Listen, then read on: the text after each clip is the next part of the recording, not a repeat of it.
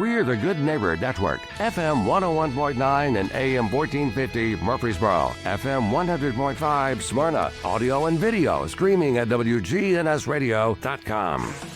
This is the Roundtable. A look at the news, views, politics, and people that are shaping Rutherford County. Good morning, and welcome to the Roundtable here on WGNS. I am your host, Curt Harding. Thank you for checking us out today. I think you're in for a treat. I pop in here every once in a while and bring you an interesting guest, and I think today is no exception. My friend Delaney Baker, he is, I think, in this order, okay, this exact order, a believer, a husband and father, a music writer, author, reader, learner, and bass player. In that order. Do you like that? Yeah. Okay. All right. That's good. I'm flattered. Thank you. He's not just any bass player either. This guy once toured with the biggest name in country music, Luke Combs. So he is probably a good bass player, I would say. So let's start with where you grew up and like what life was like early on. Let's start right there. Yeah, sure. So I'm from the Midwest, the Kansas City area. I grew up in a small town that was kind of like in a little Americana time capsule called Weston, Missouri. And I say that it sits on the tobacco-stained bluffs of the Missouri River, if that kind of gives you a sense of what it was like. It was just a little antique town. And so I grew up out in the country with a lot of time on my hands. And that's why when I gravitated towards music, I immersed myself in it because there wasn't a whole lot else to do. So how old were you when you said, I think I can pick up instruments? Let's see. I asked for my first guitar for either my 12th or my 13th birthday. Okay. Yeah. And did you take to it right away? How did that work? Yeah, it kind of felt like a fish to water. It was like I'd found my current, so to speak. Yeah. Do you know how to read music, or did you do a lot by ear? Both. Yeah. So, of course, in the public school system, you're exposed to band class, and so I played trombone in band, so I was familiar with reading monophonic lines in the bass clef, which, when we fast forward to now, I'll tell you how advantageous that was for me. So I learned to read on another instrument, but when it comes to guitar, it's a lot of playing by ear. Yeah, because I'm always fascinated with someone like Elton John, for instance. Sure. Doesn't know how to read music. He can get his lyrics from Bernie Taupin, who's his writer, and he hears a melody in his head that goes along perfectly with the lyrics, and he sits down at a piano and just does it. To me, that's like some kind of weird genius. So what is your weird genius? I don't know that I'm a genius, but I think of it like this. When we learned the English language, we heard it, and then we emulated it, and then we started developing our own thoughts, right? And we learned to speak before we learned to read and write and communicate with that language in other ways. So music, being a language, is the same thing. You grow up and you're immersed with it, and you hear all of these influences, and then at a young age, somebody puts an instrument in your hand, and then all of a sudden you just start making it make sounds. Don't know any of the theory, technique, rhyme or reason to it. You just know that, like, hey, I love this. I love being able to communicate in this medium and on this instrument. Did you take to it right away, or did you realize that you needed to practice to get better? So the idea of practicing as a discipline at that age was still foreign to me. At that point, it was all playtime. Yeah. It was like, I found this shiny new toy. I love it, and I can't put it down. Wow. Yeah. And that's when you know you're doing the right thing. Is it? I think so. I think so. Were you getting lessons at this point, or at any point did someone come in and start to teach you? This was really late 90s, early 2000s, dawn of the internet era. And so I found a lot of resources online. And even though I teach now, and I think that there's great value in learning to speak that language with a native speaker, you know, when you sit down face to face with somebody who is a musician, that is an experienced and talented musician, you're gonna learn to speak because you're catching techniques and little things that aren't necessarily being written out or explained. They're just caught, so to speak, right? So there's great value in that. Yeah. I didn't really get to have those kinds of musical conversations until a couple of years into my musical journey when I started my first band. Late then. Yeah. Yeah. Yeah. Yep. Do musicians talk about these things like, hey, when did you get started? And do they talk about that? Yeah. They do. I think from time to time Yeah, it comes up. yeah. No. And is your story, did you find it was unique in any way or pretty typical? Man. Pretty typical. Yeah. It's one of those things where it's strange because every creative person or every artist has this sense, at least based on the conversations that I've had, that they didn't feel like they fit in anywhere else until they found that creative medium. Yeah. Right? And so that's been the common thread throughout a lot of those conversations about the impetus of creative journeys. Yeah. Yeah. Interesting. When did you know that I'm pretty good at this? Well, I wasn't. I thought I was. You know, I think there was enough naivety and foolish confidence early on that I put myself in positions where I was in over my head, and it was sink or swim. I had no choice but to show up and start playing and grow as a player. And thankfully, I had some very patient mentors early on, especially through college. Here in Murfreesboro, as I was doing cover gigs and playing places like the Blue Rooster. If you remember, that was on the square back here. Yeah. So, yeah. So what brought you to Murfreesboro? It was MTSU. Okay. Yep. I'm an MTSU brat, Blue Raider, All full right. through. Yeah. Go Raiders. That's nice. Recording industry. I graduated from the music business program in 2009. And what was the dream? The dream, here's the thing. I'm so grateful now for my education. But at the time, I don't think I was prepared to appreciate it the way that I can now. Right? Because I kind of went to school for mom and dad. They didn't have the opportunity when they were growing up to go to college. And so for me, it was like, that was never an option. It was elementary, then junior high, then high school, and then college. And then you start your life. You know what I mean? Yeah. It is a non-negotiable. Yeah. So when I went to MTSU, it was like, oh, I'm going to get the degree. And then when I got out, it was like, I just want to play. I learned so much about the music business from an incredible institution right up the road here, you know, all aspects of it: concert promotion and touring, business management, label operations, yada, yada. And when I got out, I went, I'm not cut out for any of that. What made you think that? I just wanted to play. That was all I was focused on doing. It was like a racehorse with the blinders on. The goal was, I'm going to be a musician because that's what I know. That's what I love. That's what I want to do. And if there are people out there that are doing that, well, why can't I? Yeah. Also, you know? Right. So, bumpy, rocky journey along the way, but it's been great. So, you never saw yourself necessarily as being in front of thousands of people in amazing venues, which is what ended up happening to you. Sure, yeah. Yeah. That was never quite the dream, but it just sort of happened because you kept working at it?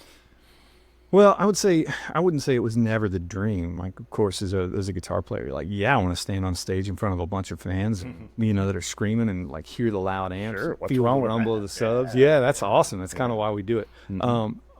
I think when I hit a couple years out of college and I was still touring around with some regional cover bands, I went, I'm married now, and if we want to start a family, and if I want any shot at this being a stable vocation, So I thought, as if there's any such thing, right?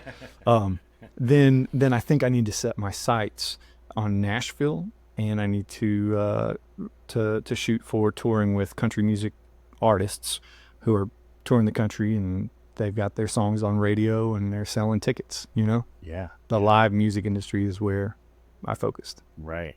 Now, call me ignorant about the music industry, because I was learning things so late in life, moving here, basically learning so many things by talking to people.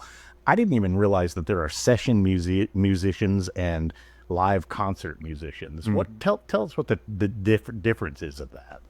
Yeah, so there's different cliques, different factions, different focuses in Nashville, and this is historically a broad generalization, right? You got your road dogs, and then at a certain point in time, they would kind of go, oh, I'm aging out of the road. I'm tired of sleeping on the tour bus, and That's understandable. being away from the house, and so they would the good ones would gravitate into the inner circle of the Nashville session world, and that was during the era of the big studios, and some of those are still around.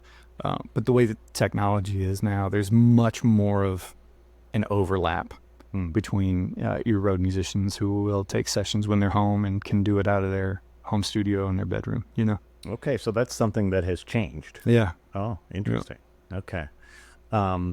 So you end up with the largest country music act in the world with Luke Combs. Yeah. Before that, what was your first sort of big name that you felt almost intimidated to be on stage with? Was there one?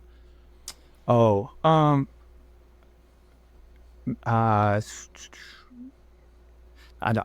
sorry, I don't think so. Okay. It was just very much like, have bass, will travel. And so I freelanced for a lot of different artists. And there was a couple of years there where I was learning, songs for 18 different acts in a year.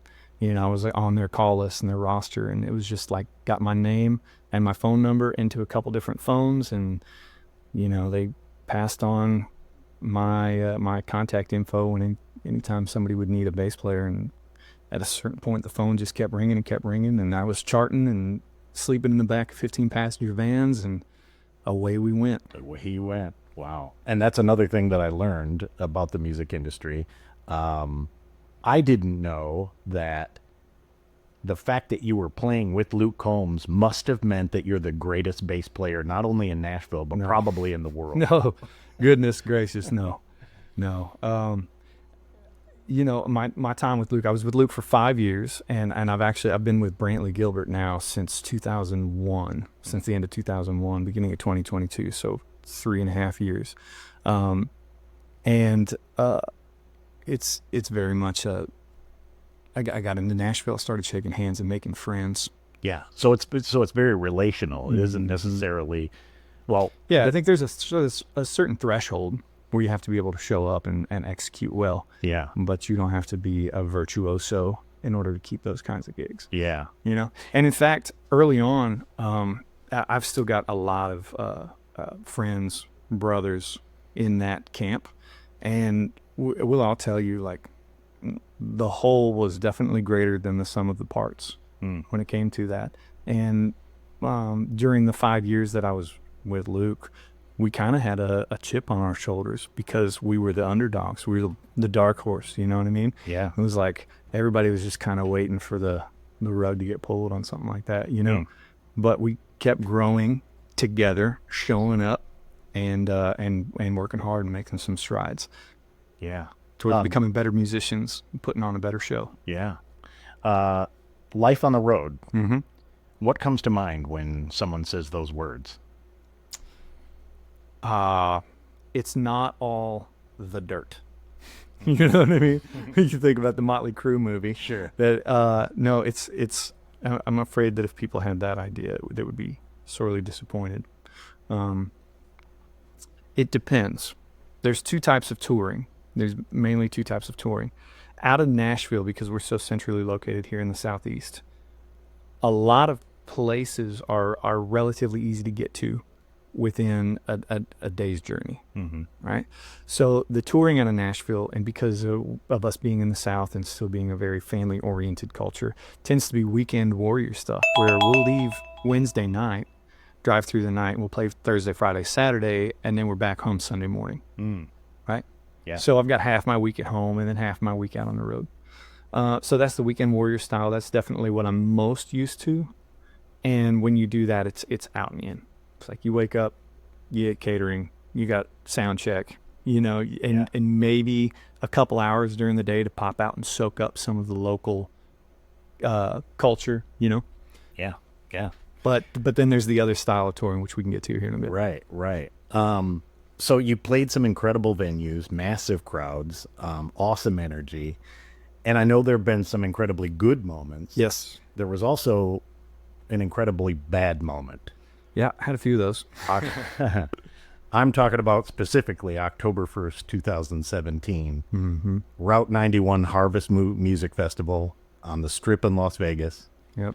A gunman opens fire on the crowd from his 32nd floor suite from the Mandalay Bay Hotel. And you were there.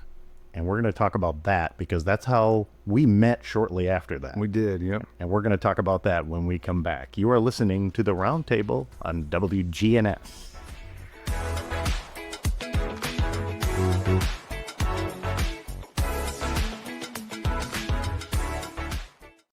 For 75 years, Murfreesboro Medical Clinic has been a cornerstone of health and compassion in our community.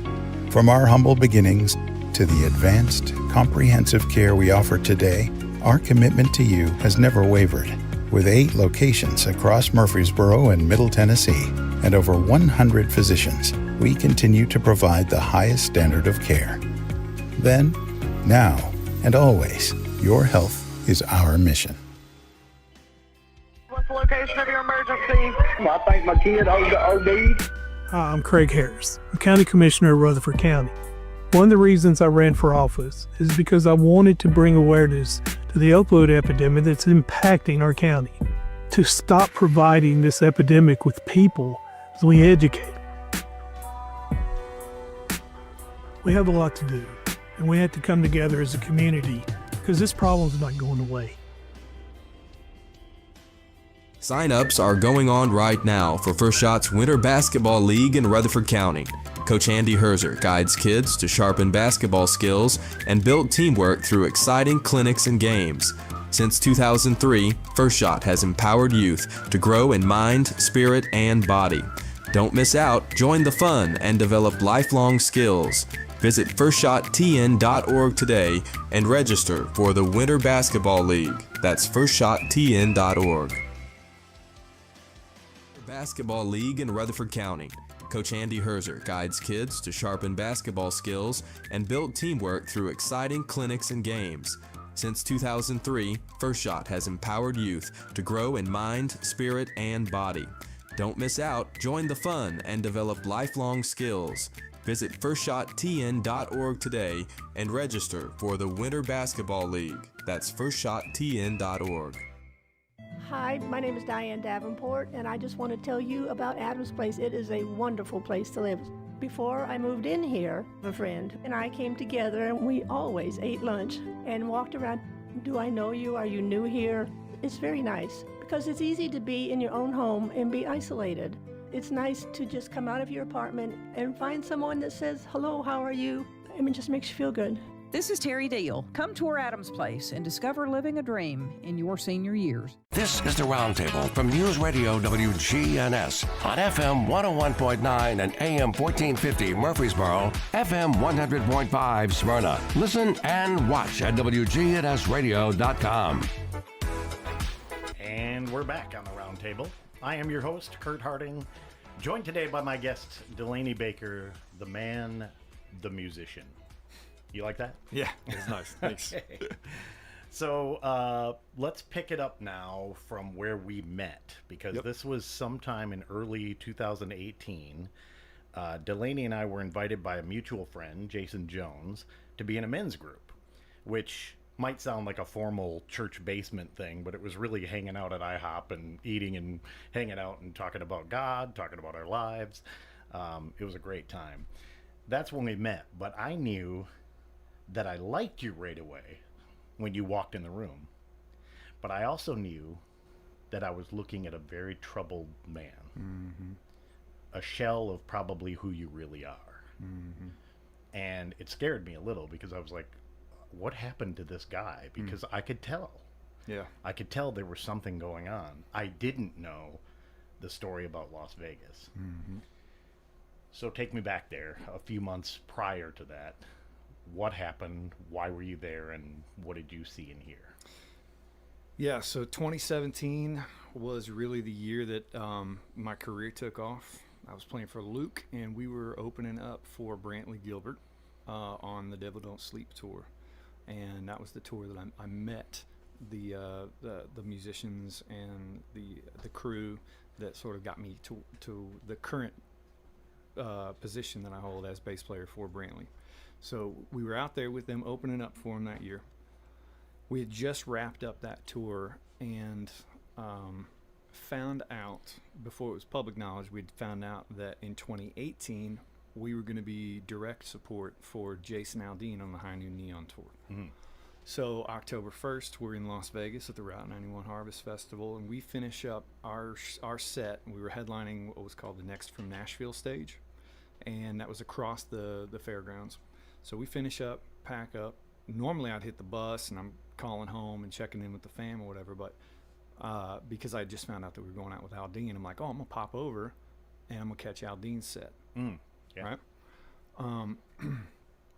So I walked over with some friends, and we were backstage when I heard these fireworks go off, and I'm behind like a 6-foot privacy fence that was draped in a covering that had like all kinds of advertising for the festival and stuff like that. So I couldn't see anything, but my initial thought was, oh man, somebody's pranking the crowd, and it sounded like they lit off a string of black cats. And so I start walking. I'm backstage at this point, and I start walking towards the stage, but I have this inkling, this intuition, this gut feeling that like, hey, what if that wasn't though?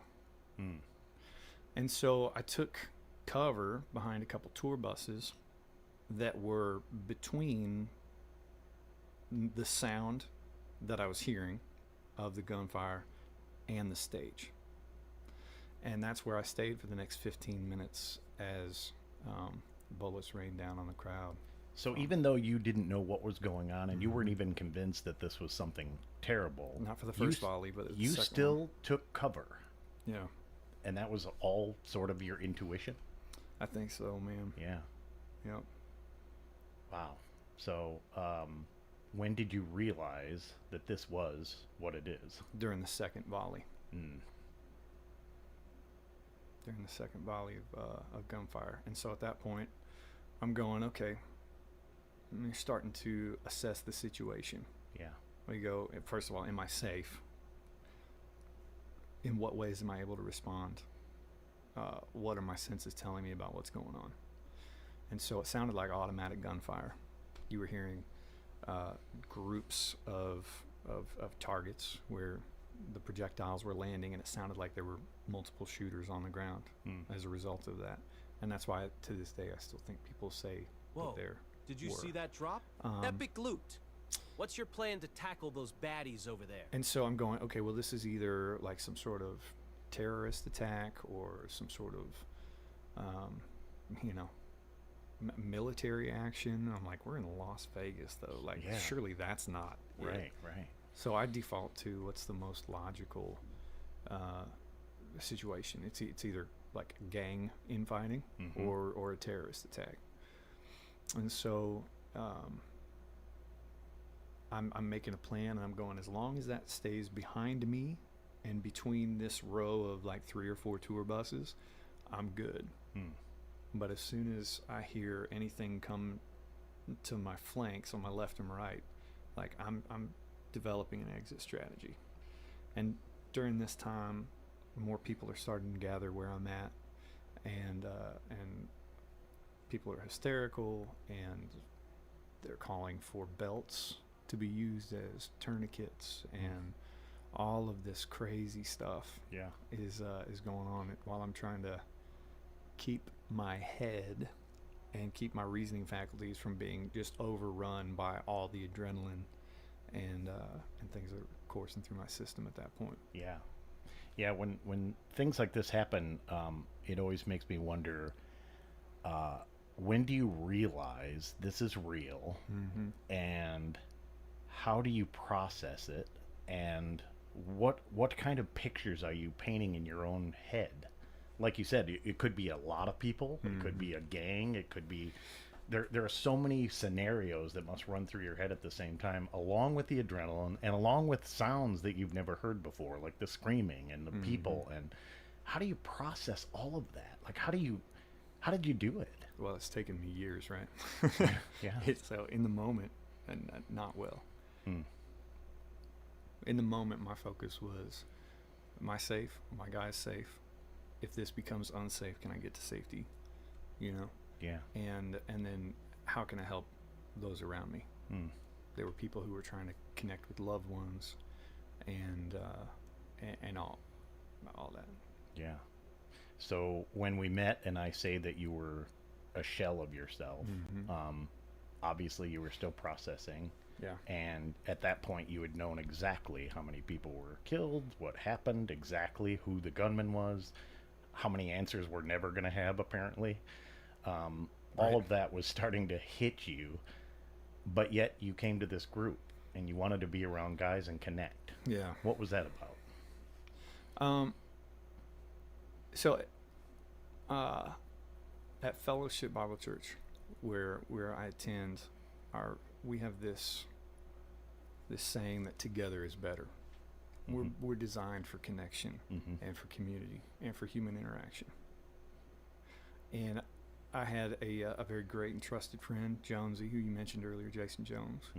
And so when he invited me to this, it was a way for me to connect and hang out with guys that I knew were pursuing righteousness, were virtuous, were honest and authentic. Yeah. And it was the kind of environment where I didn't have to hold up any walls of pretense. You know, I can say, this is exactly what's going on with me right now. In the wake of this trauma, this is where I'm at emotionally, this is where I'm at physically, mentally, spiritually. Yeah. You know? And it was a way for me to walk shoulder to shoulder with brothers who were committed to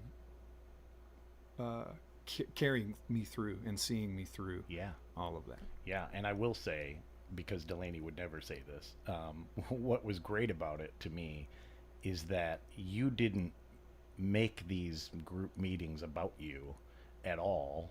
In fact, we had to sort of pry out some of this information.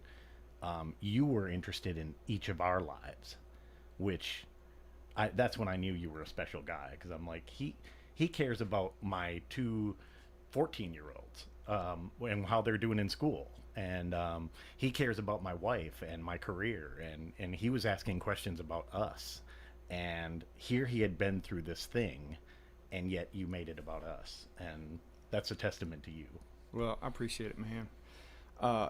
Iron sharpens iron, right? Like, if I'm going to show up and we're going to benefit from being in community and committed towards living for authentic brotherhood that we see displayed in the scriptures, then, you know, it's not a one-way street. Yeah. On any of that. Many years removed from that now. Yeah. How are you doing, and how has it changed you? I'm much more jealous of my peace. What does that mean? I mean, I spend a lot of time overcoming my body's short circuit to certain provocations. stress, relational stress, vocational stress. Like, I can't let those kinds of things rob me of my joy and my peace and my perspective about what matters most. And I think the silver lining in that is that I have a very clear picture about what is the most important things in life. Yeah.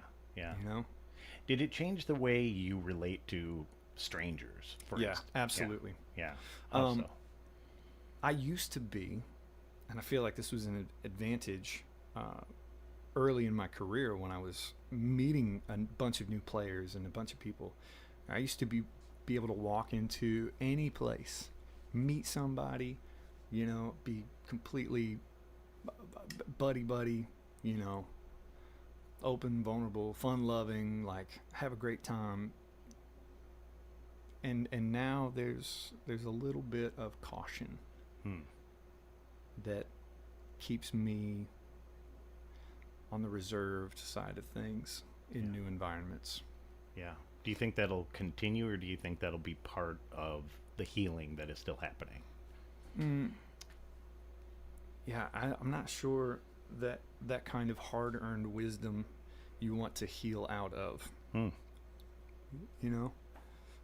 That's something I think that's always going to be true about how I experience people and experience the world. Yeah. And I'm fine with that. I'm grateful for it. I listened to your interview with Jason from last week or a couple weeks ago, and he talks about, would you change what happened to you if you had to go back to be the same person you were? And my answer, like his answer, like the answer of the person he was referencing was no. Right. Yeah. That's Michael J. Fox. That's who said that. Oh, really? He said, if I could have Parkinson's removed from me, but I'd have to be the same person I was, I wouldn't do it. Yeah. Fascinating. Have you thought about that a lot? Or is it just the way it is now?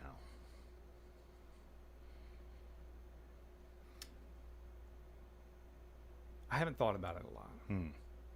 And I'm through the grief process, I think, for the majority of the grieving process.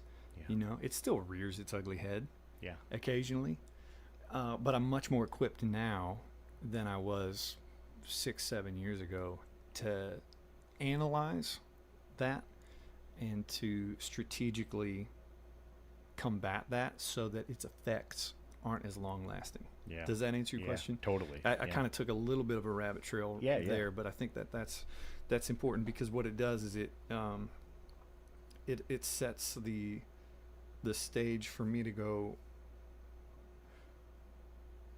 when I say that I'm joyful, when I say that I'm glad to be here and that life is rich and life is good, I say that knowing that it's tinged with that sadness, Yeah. And it's not an empty blanket statement of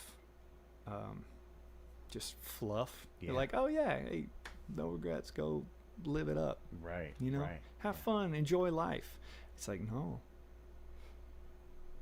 There's some seriously grievous things that can occur and that happen to everybody. And when that happens, it colors your tea, so to speak, and it doesn't go back, right? But it changes the palette and the texture, and you end up with something more rich and robust than you had before, because you have some perspective to appreciate it. Wow, I like how you put that.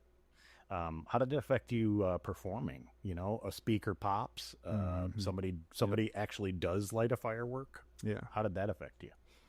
Yeah, I mean, there are times when we've been playing festivals and things like that, and I didn't realize that they were going to be shooting off fireworks. And so then I hear it, and it's like, have that immediate fight, flight, freeze, or fawn response. And depending on my context and situation where I'm at. I respond in different ways.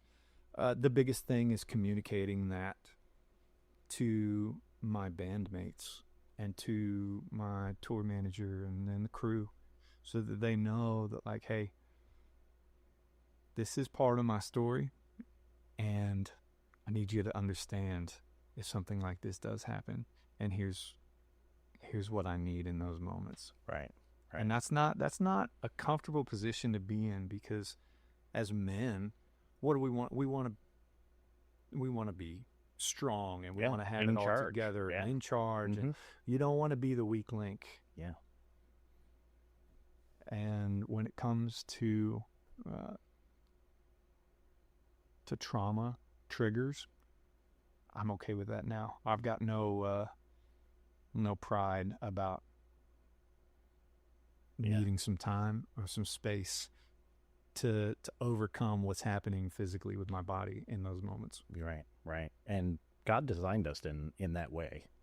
Yeah. It's normal. It's the way we were designed. Yeah. It's interesting.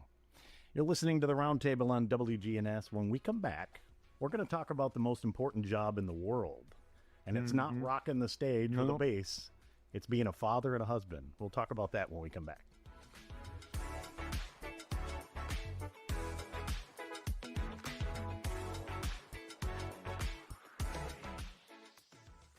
Your gas light's on. We need to stop and fill up. No way, Jen. Gas around here is too expensive. We can make it. For 75 years, Murfreesboro Medical Clinic has been a cornerstone of health and compassion in our community. From our humble beginnings to the advanced, comprehensive care we offer today, our commitment to you has never wavered. With 8 locations across Murfreesboro and Middle Tennessee and over 100 physicians, we continue to provide the highest standard of care. Then, now, and always, your health is our mission.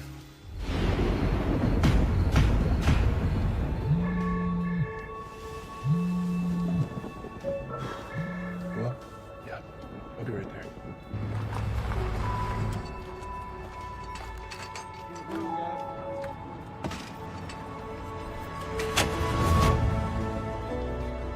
It takes all of us to power a community, both in plain sight and behind the scenes. Middle Tennessee Electric, bringing good energy. This is Chip Walters, and I'm honored to be your 2024 MTAR Realtor of the Year. I'm with Exit Realty Bob Lamb & Associates, and like many of you, I've seen the real estate market shift and change. People often ask, Chip, what's really going on? Well, that's a great question, and I believe in answering with solid, factual data. So let's cut through some of the noise. I invite you to reach out. Let's have a conversation about your real estate goals and the current market trends in your neighborhood. You can find all my contact information at choosechip.net. The Rutherford County Farmers Market Difference. You want to know what our chickens eat or how our lettuce is grown? Or maybe about our corn or our maters. Just ask. Your farmer's right there at the booth. That's the Rutherford County Farmers Market Difference. John R. Rice Boulevard at the Lane Agri Park, celebrating 50 years. Discover hidden treasures at the Garden Patch Thrift Shop on Spring Street in Murfreesboro. Whether you're searching for stylish clothing, sturdy furniture, or even large appliances, we've got them all at prices that you'll love. But here's the best part. 100% of your purchase supports Greenhouse Ministries, serving over 70 families a day. Your shopping dollars go straight back into the community, making a real impact. Shop smart and give back at the Garden Patch Thrift Shop on Spring Street in Murfreesboro. This is Kim Dunaway from Sunshine Nutrition Center. You hear me on Monday mornings at 7:20 talking about how to lead a healthier lifestyle. We carry supplements, personal care, and grocery items at both our Murfreesboro and Smyrna locations, family owned and operated since 1989. This is the Roundtable from News Radio WGNS on FM 101.9 and AM 1450 Murfreesboro, FM 100.5 Smyrna. Listen and watch at WGNSradio.com. And we're back on the Roundtable. Curt Harding, your host, and my guest, Delaney Baker. Once played with Luke Combs and is now with Brantley Gilbert. Yeah. And been with him for a couple of years now. Yep. Yeah. Hey, let's talk about being a dad. You've got an 8-year-old and a 2-year-old. I do, yeah. And I feel like I was there at the beginning for both of those. Yep. How have you changed as a father as they've gotten older? Yeah. Yeah, what's changed in you?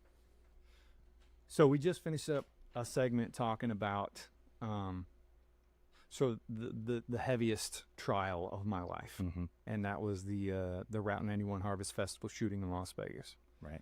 That happened when my daughter was a year old, maybe not even a year old. Right. And so in the wake of that, I spent a couple of years hurting, grieving, traumatized, trying to heal and recover, and all the while hold together this budding career. And we were new homeowners, and we've got a baby, and then I've got this big old giant boulder that's just been dropped in the middle of my otherwise peaceful pond. Mm-hmm.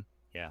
And so there was some volatility through that time where, there were moments where I would fall apart. Sure. And being a new father is stressful at a time when I wasn't prepared physically to handle that kind of stress, when my body was betraying my will or my vocation or volition. Yeah. I want to be the kind of active and involved father who enjoys playing with his kids, who comforts them when being they cry. normalcy. Right? Yeah. So I understood that I had this idea of what normal was, and then I fell so far short of that. Yeah. And this is where a great wife comes in, right? Oh my goodness. My wife is a hero. Yeah. Say more about that.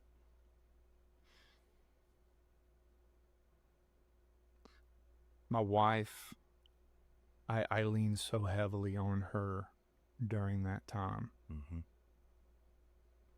To not just care for me, but care for this new child that we had brought into the world.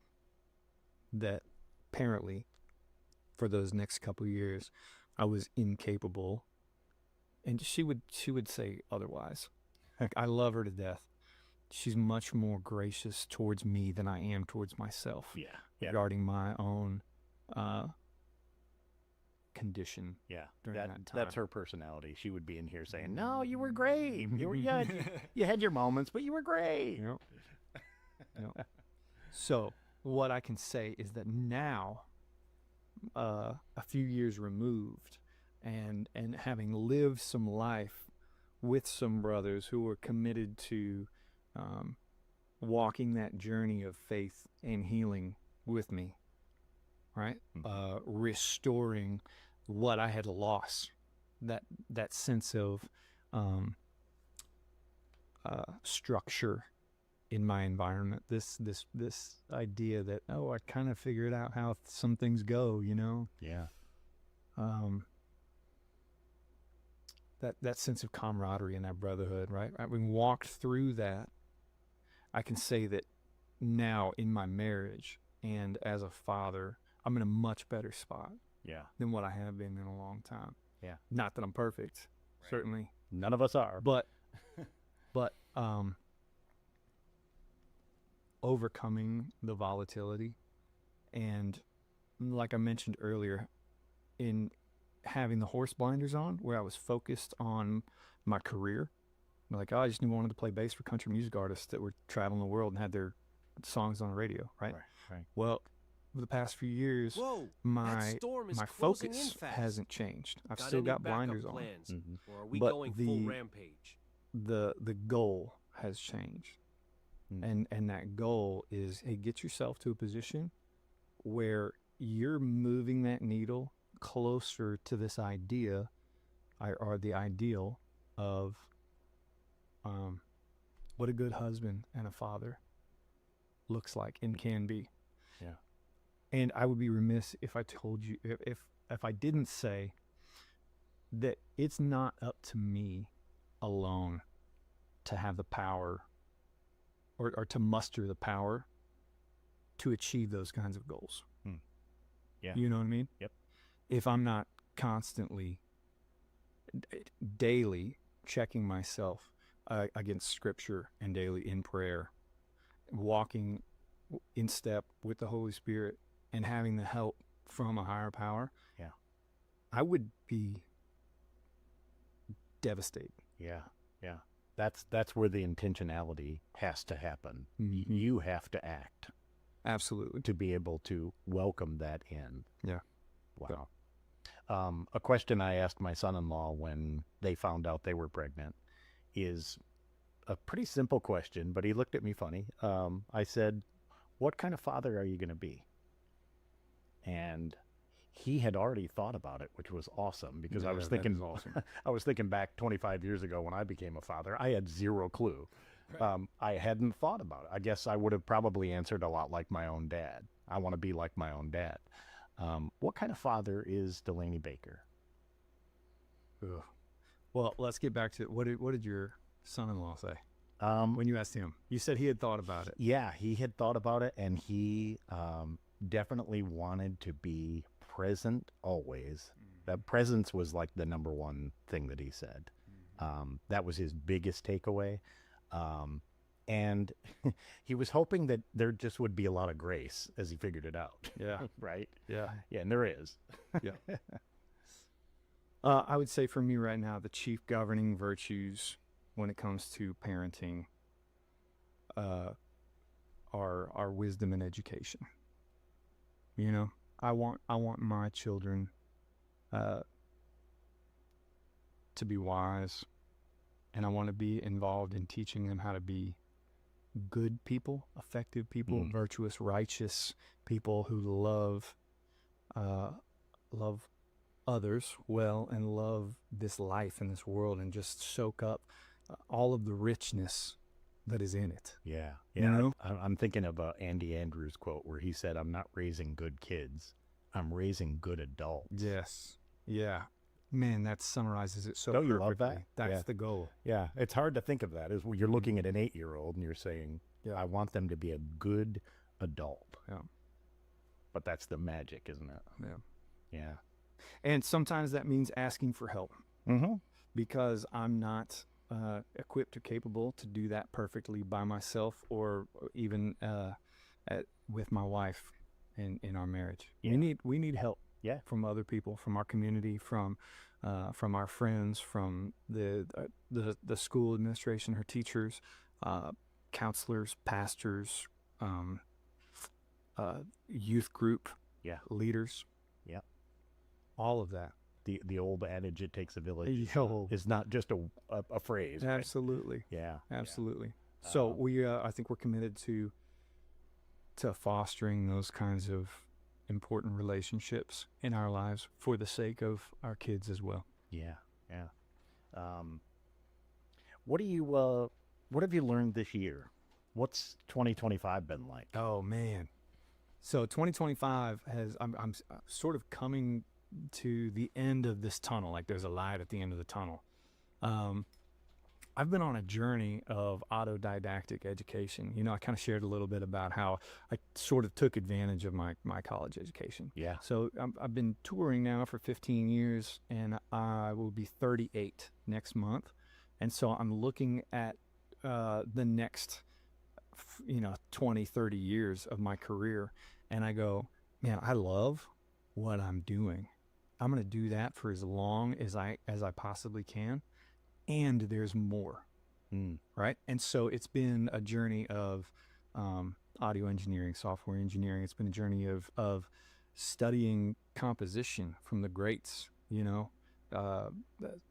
Schoenberg, looking at the potential for film scoring, TV work for video games. Like there's all kinds of potential and opportunities for me to use my home studio in ways that are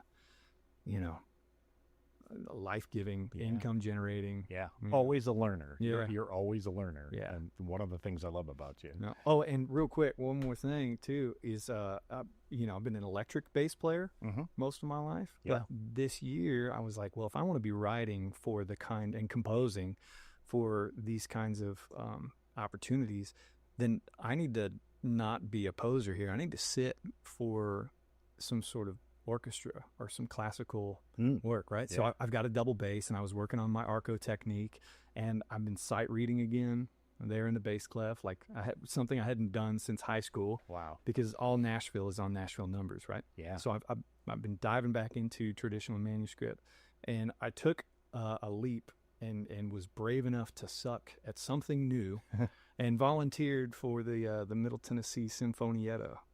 Okay. For a couple of their performances here this spring and then the spring before it, Yeah. which, if you don't know, is a local volunteer orchestra. And man, it's great. They show up and rehearse on Mondays, and then they do a few concerts throughout the year. But it's awesome for somebody like me who didn't ever have the opportunity to have a formal music education and sit in those kinds of environments. Yeah. To do that now, and so I'm really, really grateful that there's organizations like that. I'm glad we have such an outlet. For Yeah. it. Oh man, it's great. That's terrific. Wow. Final question. Sure. What is your prayer for yourself and your family this year? That's a good question.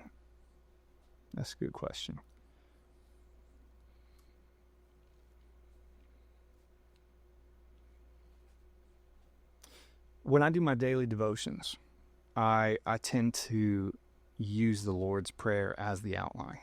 You know, I think about who my Heavenly Father is as a father first, right? And I can testify to a lifetime of Him holding us in His hands and carrying us through the unknown and the uncertainty, right? So I think my prayer this year is to live fearlessly and to take Him at His word when He says, do not fear. Because we've lived enough now where I go, oh yeah, He's going to carry us through, and we're going to learn the lessons, and we're going to get knocked around and battered and beaten in this crazy, beautiful journey. But there's something inside of us that is the image of God that is invaluable, right? And so I want to bring that out in opportunities to love and to serve others, and I want to do that fearlessly. So I think that's our prayer. That's fearless. Excellent. Regardless of what's going on politically, economically, you know. Yeah. Socially. All that just noise. Yeah, there's a lot of noise. Yeah. There's a lot of opportunities for us to find things to get worked up about. Yeah. And I'm just going to live joyfully, fearlessly in spite of that. Awesome. You know, so that's my prayer, is to be empowered to do that, I think. Great. Hey, thank you for being with me today. Bro, absolutely, man. I love you, dude. So great. Man, I love you, man. Just a real honor. And everyone listening, thanks for being with us on the Roundtable. I am Curt Harding. Until next time, stay curious.